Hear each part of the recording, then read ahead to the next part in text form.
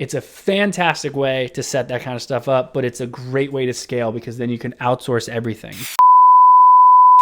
We interrupt this program to bring you this important message.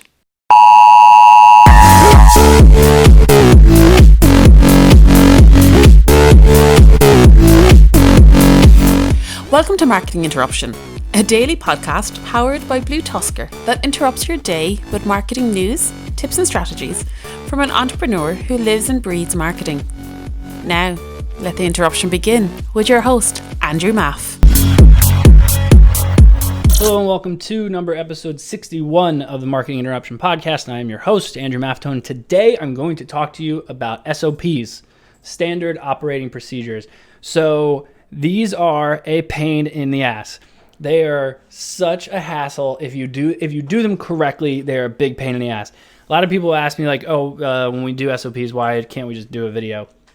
And you have to do more than a video because it's just not explaining. Let's backtrack, okay? So if you don't know what an SOP is a standard operating procedure. This is essentially an extremely detailed, in-depth write-up with videos and screenshots. If you do it my way, with screenshots and videos and just a write-up of just exactly how you do something in your business. So e-commerce sellers, let's say you have a product launch that you do and you always want your Amazon listing to look a certain way and you want it to go up on a certain time. You want an email to go out at a certain time. You want your ads to be prepared and look at a certain way for a certain time. If you could actually explain, if you think you could train an employee to do it, that means that you could train a VA to do it. Might not be a VA at overseas for several bucks an hour. It could be someone who knows what they're doing, but if you're not doing it that often, then why hire a full-time employee and pay all the extra expenses on that? So if you can actually video yourself doing something and you can walk someone through it, you can outsource it. And if you can make an SOP for something, you absolutely should. It is the easiest way to scale your business. Every time you do something, every time you have a task, you should look at it and go, okay, who can I give this to? How can I teach someone how to do this? And SOPs are kind of where that comes in. So let me kind of explain how we do it here at BlueTuskr. And then, of course, how a lot of the sellers we work with, I just kind of show them like, hey, here's how we do it. And then I kind of walk them through our process and they'll implement it internally on their own. But so we use Asana as our project management system. And we use, I think it's called the business plan that they have. But essentially it gives you the ability to do templates. It also gives you the ability to do forms within those templates of each. Basically, there's a project and you can make a template for that project. And then there's a form for each of those projects. And you can have someone fill out that form. And as soon as they submit it, it becomes a task within that project. And then now you have all that information. So if I have, a client who wants us to launch a campaign for a certain product line, we have a form where it says, what's the product? Do you want to do a discount? Can you attach your imagery here? Like just everything that we need, all that stuff. And then it all goes into this project.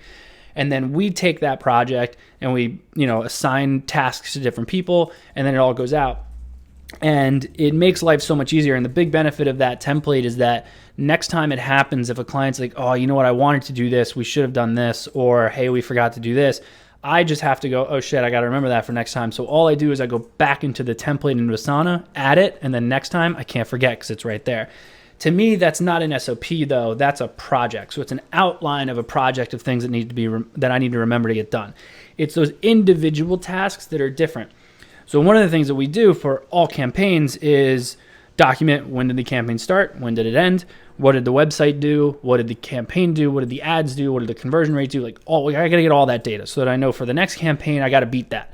So what did we learn? I got to compile all that stuff, and a lot of it I like to manually grab just because I'm kind of nitpicky on like I like to see it and then take it myself. And obviously I'm not going to do that myself. So what I've done is I've actually used a platform called Process Street. So Process Street is specifically meant for SOPs, where you basically create a checklist of do this, then do this, then do this. And every little tiny checklist thing that you have is here's a video of it. Here's a snapshot of the area that you need to be in. Here's the stuff that you need to grab. Here's the links of where you can find them. It's an extremely detailed walkthrough of this task. So basically we take that, and each of the tasks within Asana for this project all have an SOP within them. So what happens is I assign that task to a VA. VA opens it up and says, oh, there's I need to do a checklist in Process Street. They open up the checklist that goes to Process Street, and they start going through each little step. They go, okay, now I have to do this, now I have to do this. And then it gets marked off every time they do something. As soon as they finish, I actually get an email, and we've rigged it now where I also get a Slack message, and it tells me that it's done. So essentially, I know when things are getting done. I know who did it. There's timestamps, so I know what time they did it. It's great for tracking too. So if you're outsourcing to a VA, but you're not using something like Upwork, you want to know how much time they're spending, that's a great way to do this as well. But the big benefit of SOPs that I find is everyone's end goal, right, is to eventually sell their company and retire on a beach somewhere. Even if you want to run your company all the way until you're 90, eventually you're going to have to sell it, or eventually you're going to hand it down to someone else, in which case they need to learn how to do the business.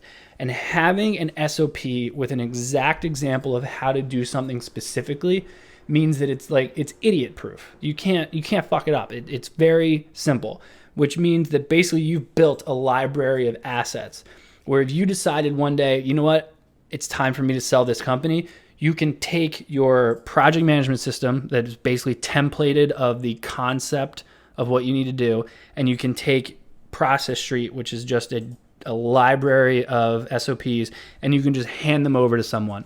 And instead of them contracting you and locking you up for 2 years to train how to do shit, you can just give them that stuff and be like, look, I'll stick around for 3 months to make sure that you guys know how to read, and then you can get out. It's a fantastic way to set that kind of stuff up, but it's a great way to scale because then you can outsource everything. You can outsource as much as you need to, and you can just sit around and watch checklist notifications on Slack go off, which is basically what I'm doing right now. I'll sit here as I'm doing this podcast. I'll see like, oh, good, so-and-so just finished that. So Process Street, Asana, that's our tech stack of operations, and it's what a lot of our sellers have started to use now too. So highly, highly, highly recommend SOPs, especially for e-commerce sellers, because everything that you do is so repetitive and it's so just like kind of mundane that at a certain point you can actually just outsource a lot of that stuff, and most owners really should be spending their time doing more high-level tasks. So look into it, check it out. That's what I have for today. Rate, review, subscribe, shoot me an email, marketinginterruption@BlueTuskr.com if you have any questions, but I will see you all tomorrow.